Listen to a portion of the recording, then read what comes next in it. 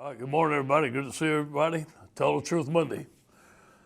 Team positive. I thought our defense played its best game the whole year, holding Texas A&M to 13 points. Tremendous job.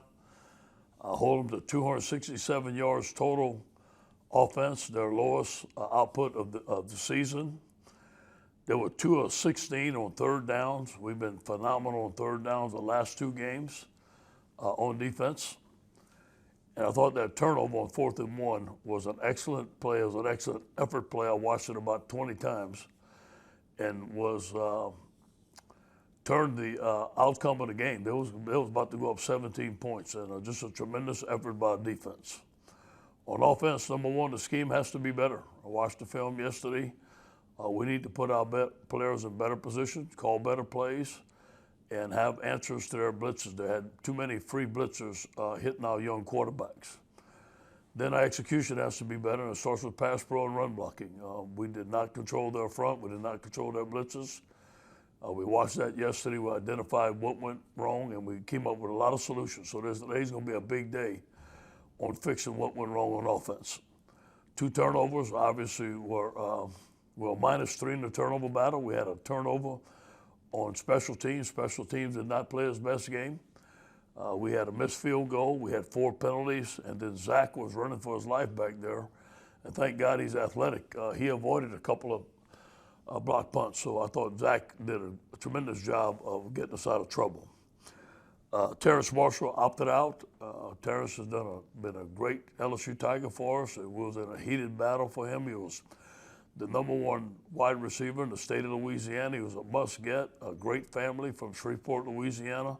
So we wish him the very best. And I know he's going to have a great career in the NFL, and he's always going to be a great Tiger. And he did a lot of things for us. Gave us 7 games, had 10 receptions, had his best game, and he just thought this was the time to opt out.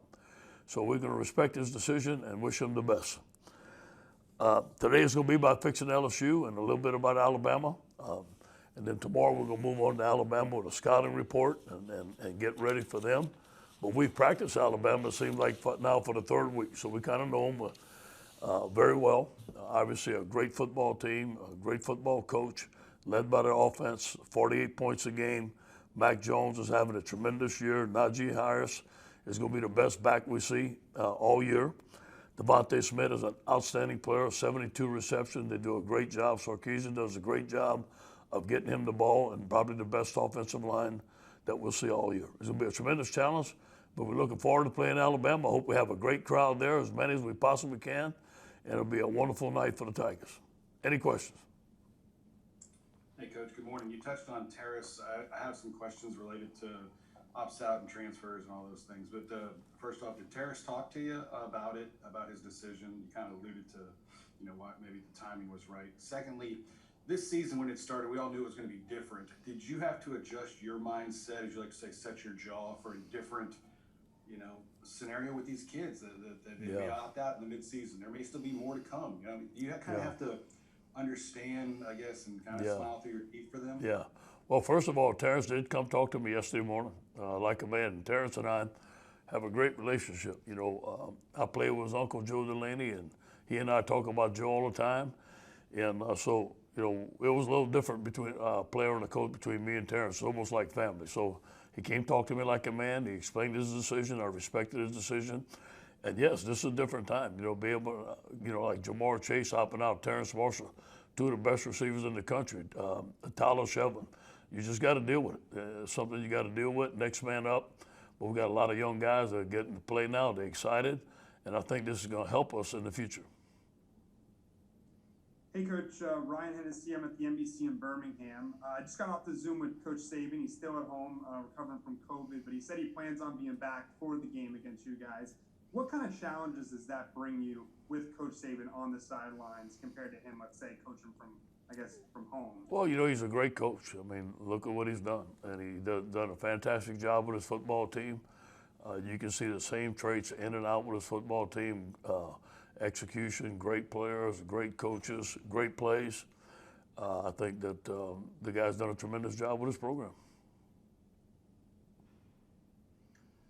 Coach, I will assume that y'all sent the Keishawn Butte call that was reversed to the SEC.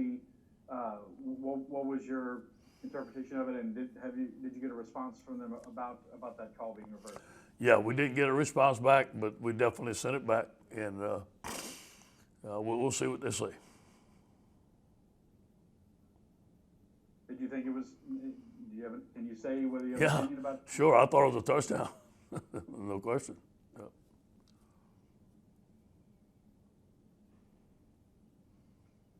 Ed, I mean, you talked about kind of preparing for this year with all the ops out, the possibilities. Kind of two questions. The second, won't be related to this, but I'm curious.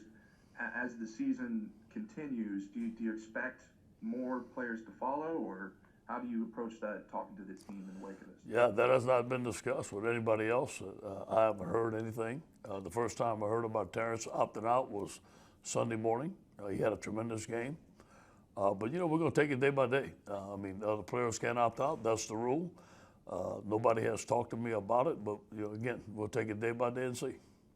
And you talked about protection, offensive line, and working a lot about that today, you said. I mean, is it at all similar to the frustrations you had a couple of years ago in 2018? We just had to bring other people in to protect, and it limits you a bit. And I remember you all talked a little bit about spreading out, allowed you all to give the quarterback less pressure sometimes. Yeah. It almost seemed like counterintuitive. But I'm wondering, is it at all similar to that, and how are you all finding the answers to that? Well, we like to spread, and we like to keep one back in for protection, but we also like to empty it out because you get rid of the ball quick. What happened in this game wasn't the amount of people that were blocking, it was how we were blocking it. And they were overloaded one side, and we turned away from it, and those guys came. And that's just scheme. It's something that we can fix. It wasn't about bringing extra people into the protection. We like to get as many people as we can out. We had enough people in protection, but we just wasn't sliding it the right way.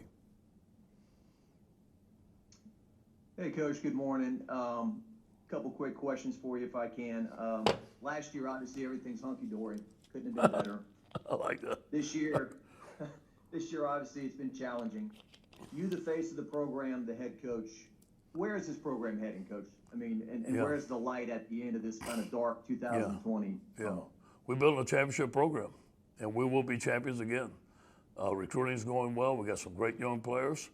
We have some stuff that we have to get fixed, and I know we have to fix it, but I've done it before, and I'll do it again. And, Coach, I know you're big on culture. Pete Carroll, your mentor, has talked to you about all that. Do you feel good about the culture inside your building right now? I feel good about what we built here over my length as the head coach. I think that we have some things to work on. We have some leadership things to work on. I have some things to work on to get better. But overall, I think we built a great culture inside the building. This year has been a challenge, obviously, with COVID-19, other stuff going on, and has kind of put a little spin on everything. You don't know what the next guy is going to opt out, who's opt out. But I think that overall that we built a good culture here, and we have a good young foundation. Thank you. Hey, Coach, obviously with Terrace gone, you can't replace that production that he gave you guys, but just who are some people or some players that you're hoping can step up in his absence and kind of take over as kind of the next in line for you? I like us to get Eric Gilbert the ball more. I think Eric Gilbert is an outstanding player. We can move him out to a receiver position. John Trey Kirkland sitting in the wings. Hopefully we can get Trey Palmer back. I don't think Racing McMax is going to be back this week. And then we have two great young receivers in Keishawn Butte and Corey Moore. So we have a lot of guys that are hungry to catch the ball, and I think the next man up is going to prove that they're very good receivers. Hey, Coach, did Terrace, now that Terrace is gone, did he have COVID earlier in the season, or does he have it now? I can't comment on that. Okay. Yeah. Okay, I got you. And I also wanted to ask you, considering the speech Terrace made to the players about sticking into the season a couple of weeks ago, how do you think, now that he's left, what do you think the players think of that, and what do you think about it? I think it's something we got to deal with. Obviously, He had a change of heart. I thought when he said it, he meant it, and the team believed him. I think that obviously he had a change of heart. You never can tell what goes on, Glenn, with guys when they talk with their families or people that they talk to, and they make personal decisions. And I think this was strictly a business decision for Terrace. I can't speak for him. Let him speak for it. But again, we support him, and he's been a great LSU Tiger for us. Ed, you talked about the challenges of this season. I look at you guys or a team like Penn State or maybe Louisville, for example, that were coming off solid years last year and have certainly not lived up to those expectations this year. How much of that do you think is related to the challenges specifically of 2020 and COVID? And do you, while there's the upside of guys getting reps and playing and continuing to build that culture, do you worry about damage done to the culture or the brand or anything like that by having a season that is underwhelming, I guess? Well, you always got to represent LSU with pride, and the standard performance here is very high. We have not met that, okay? But you know what? I'm not going to make any excuses for COVID. I'm not going to make any excuses for young players. We just got to get the job done. There's a lot of factors that came into this year. I think the biggest thing was the loss to all those great players. And you can look at the NFL today, and they're dominating the NFL. You want to know why we had a good team? Look at the players that we lost. And now we have some young players that I think are going to be just as good, but they're just not there yet.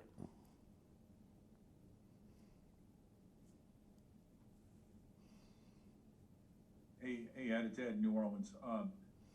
What do you plan to do if you can say, sir, about your quarterback position this week? Do you plan to settle on one, or will you play two, and when will you make that decision?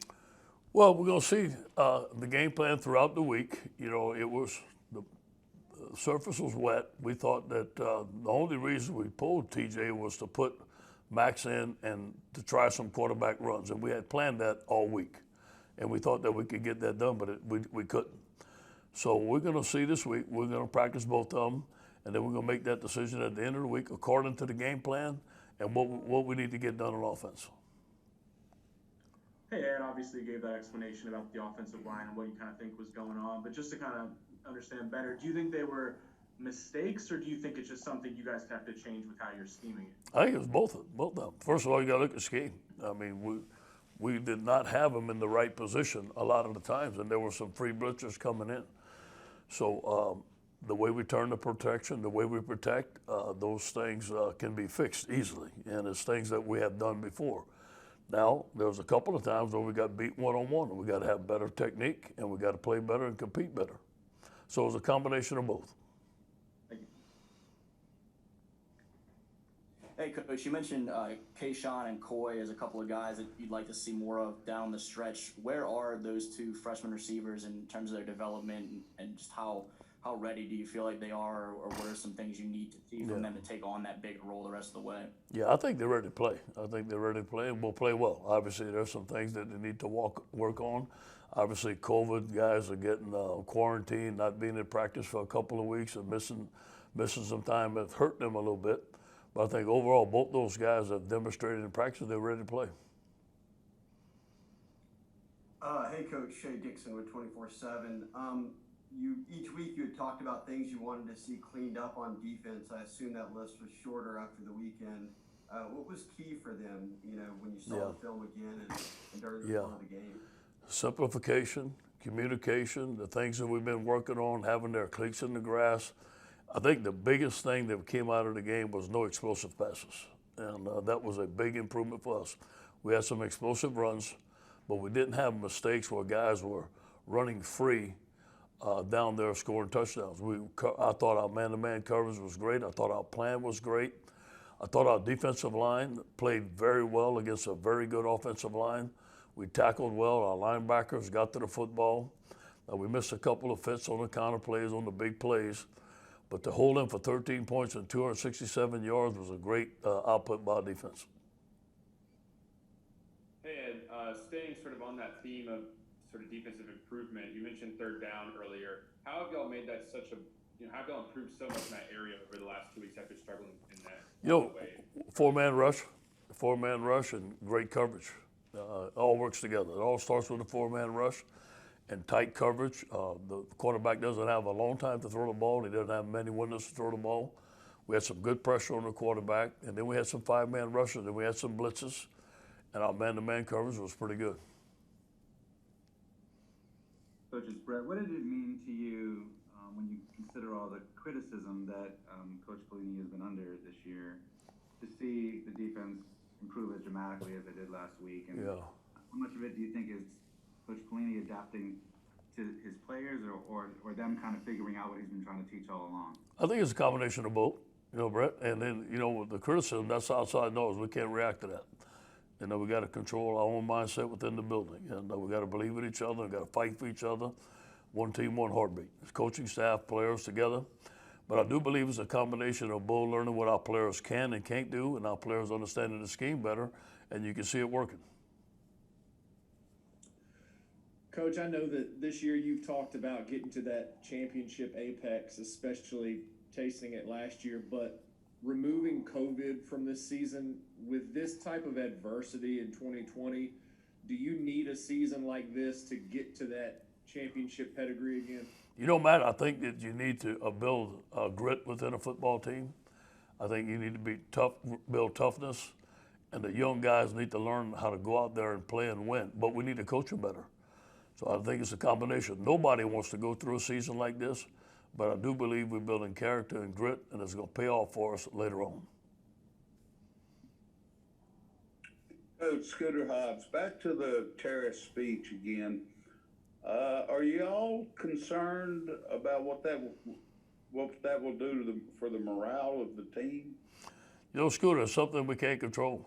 I mean, that's something that happened last week. I never thought this would happen this week, but you know what? We got to deal with it. This is a year that we've had to deal with a lot of stuff, and you just got to be ready to go and just stay positive with the football team. I think the team is going to look at it and say, okay, Terrace is gone. Next man up. Let's go. We're fighting. I think the thing that you saw against Texas A&M was fight in this football team, the will to win and to compete, and our guys have that, and I'm proud of them for that. Hey, Coach O, two-part question. First of all, defensively, with the exception of 2 runs, you really kept Spiller, in check. Probably a lot of tackles for losses are at the line of scrimmage. Can you relate the challenge that faces your defense this week with Najee Harris and a much bigger back, and a guy who's obviously very capable of catching the ball in the backfield? Yeah, no question. Well, first of all, they run a little different scheme. This is the best offensive line we've seen come into Tiger Stadium in years, and this is going to be a challenge. And one of the best running backs, and he's very physical. They know what they're doing. The margin of error is going to be very small. We have to play well up front. We have to tackle, and we have to eliminate the explosive play. The second part, I'm not sure the greater challenge, not noticing that's only your coaching job this week, but you, the motivator. You mentioned, the outside noise and how you try to keep your kids looking ahead. And not listen to 4 touchdown underdogs and those kind of things, right? Like David versus Goliath kind of thing. We never talk about that. That's never been mentioned. And this is Alabama. This is LSU, Alabama, but it's about us. We can control. Let's go in there and let's play our best game that we possibly can play. Hey, good afternoon, Matt Moscona. Maybe this is a little on the same lines, but I have 2 if I could. Normally when you're playing Alabama, at where it falls on the calendar, there is still a championship on the line. Yeah. And there isn't that now. So what do you tell your team this week? And then the other, if I could, after watching the film, how did you all grade out the quarterbacks? And were there differences that you saw in film and maybe what you thought you saw in real time? Well, the quarterbacks were under duress. I mean, so, I can't put anything on those young quarterbacks. I thought they did the best that they could. Now, they made some mistakes. They made some misreads. But when there's free blitzes and they're attacking them all and the young freshman quarterback, I got to put all the blame on. We got to have a better scheme, number one. And then what I tell this week, tell the team this week, we're playing Alabama at home. That's all we need to hear.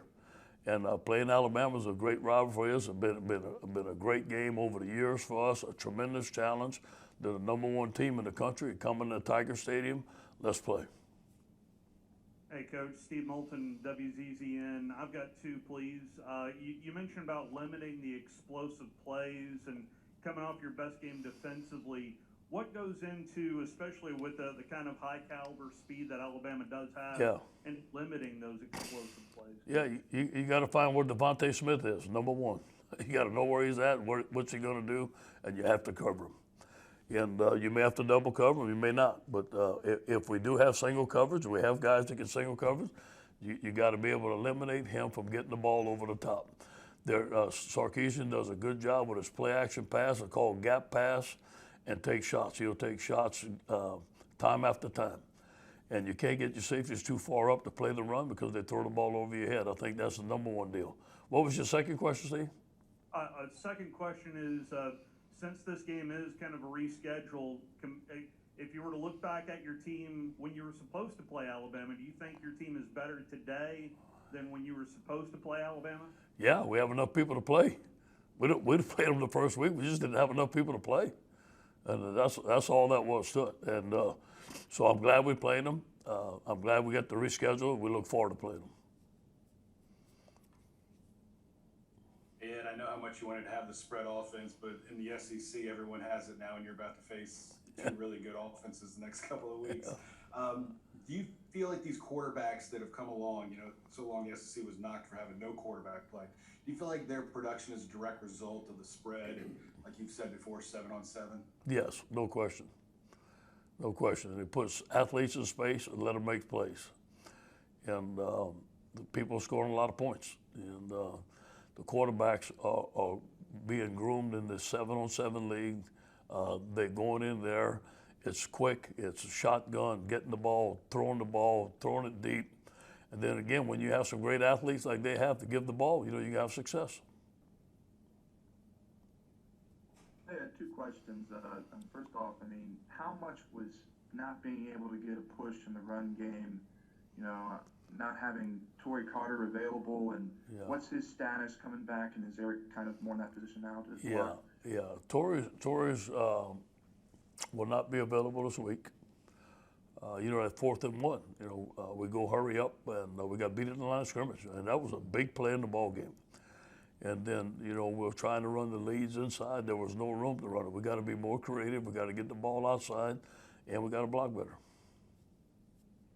It feels like this is the longest and strangest build-up to Alabama that I've seen for a while, like a couple of weeks. What's been kind of behind the scenes? You've said you've wanted to play this game, and how did y'all talk about it?